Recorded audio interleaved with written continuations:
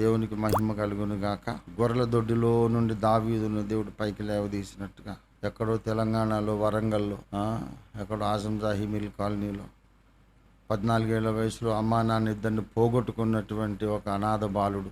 10th class మించి చదువుకోవడానికి అవకాశం లేదు, అమ్మ నాన్న ఇద్దరు పోయారు. అలాంటి ఒక తెలుగు మీడియం స్టూడెంట్, అట్లాంటి వాడిని దేవుడు ఒక ఉద్యోగం ఇచ్చి 3 సంవత్సరాలు పోషించి, ఆ ఉద్యోగం దేవుడే మాన్పించి, జేబులో ₹1 బిళ్ళతో సేవను ప్రారంభింపజేసి 45 సంవత్సరాలు ఎన్నో చేతబడులు, బాణామతులు, విష ప్రయోగాలు, నన్ను కొట్టడాలు, తలపగలు కొట్టడాలు, ఇన్ని ఆటంకాలను, ఉపద్రవాలు అధిగమింపజేసి ఇవాళ మన పుస్తకాలన్నీ అంతర్జాతీయంగా 200 దేశాలకు వెళ్ళిపోయి ఒక ప్రక్రియ ఢిల్లీలో ప్రారంభమవుతుంది. దీని గురించి ఎంత చెప్పుకున్నా తనివి తీరదు, ఎంత చెప్పుకున్నా తక్కువ. దేవుని విశ్వసనీయతకు తిరుగులేని రుజువు ఓఫిర్ మినిస్ట్రీస్ యొక్క ఈ ఘన విజయం.